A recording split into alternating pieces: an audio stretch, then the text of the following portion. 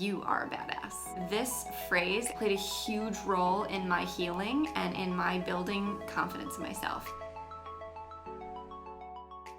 Today, I want to share with you 5 lessons that I learned from the book, You Are a Badass. Self-help already is kind of overwhelming and heavy, and the title of this book and the content of this book really help you relax and realize that there's just nothing serious going on. Just so you know, there's going to be, besides the swearing I've already done, You Are a Badass, there's going to be a little bit of swearing in this episode, so if you're playing it out loud, maybe put some headphones in case you have kids around. If you don't care, all right, that's your thing. Let's start with lesson number 1. Decide to make a change. For a really long time, I did want to change my life.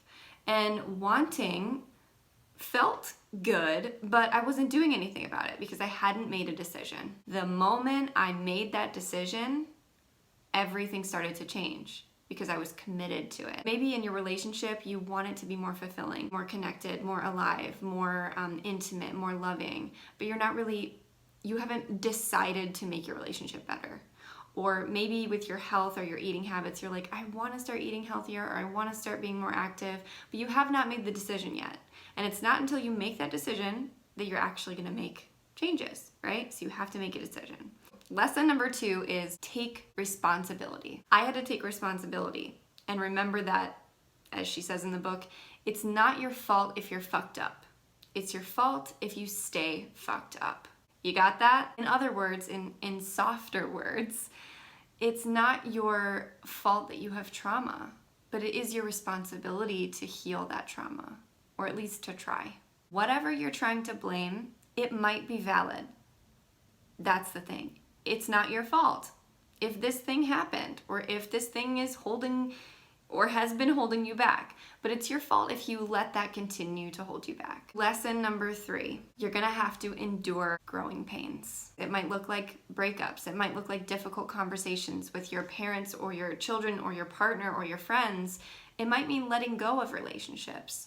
It might mean crying a lot or getting angry or just being confused. Some people call it the dark night of the soul. A place where you're like, okay, I'm no longer that, but I'm not yet that person I want to be.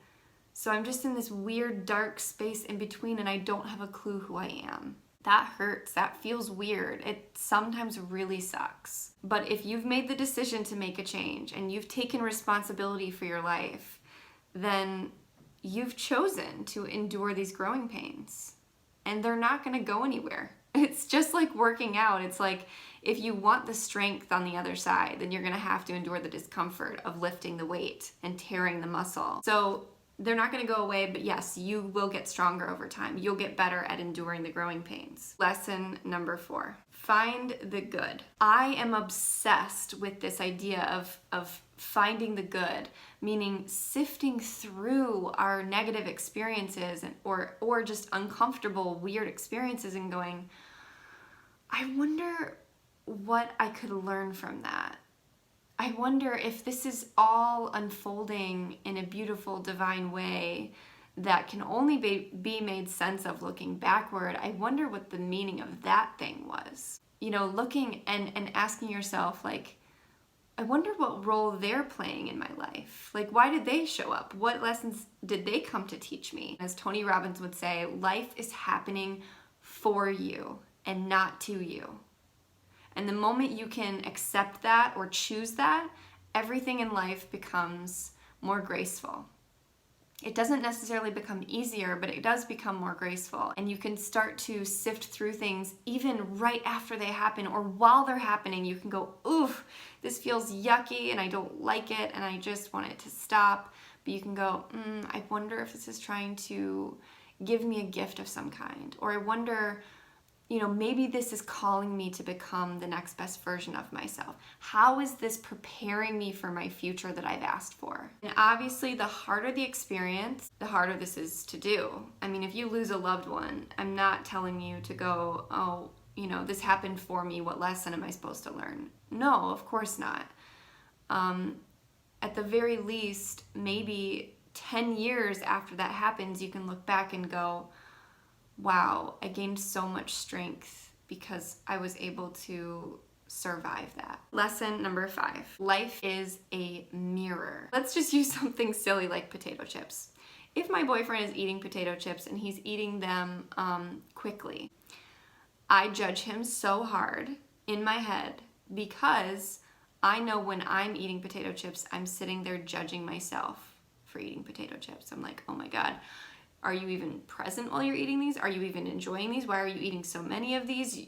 These aren't adding any value to your life. You're lazy, you're a slob. I say those things to myself. So when I see someone else that's close to me that I love eating potato chips, I project my judgment onto them. Yet all he's here to do is mirror back to me the things that I judge about myself. Does that make sense?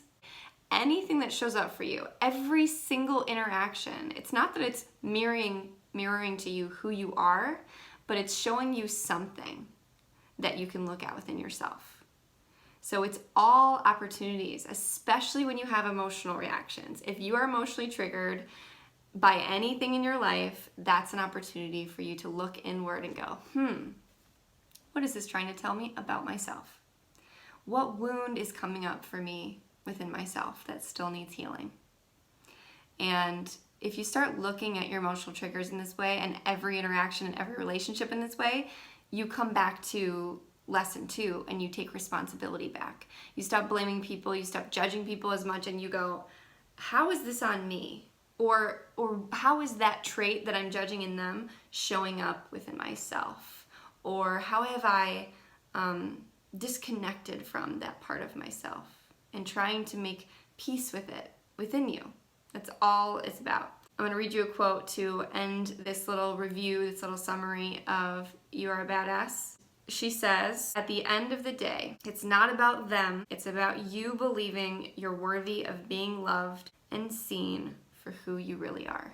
It doesn't really matter how much other people judge you or how many other people don't think you're a badass. It really all comes down to, do you believe you're a badass? If not, that's okay. I didn't either, and some days I still don't. But it's a practice. Go look in the mirror today and start telling yourself that you're a badass.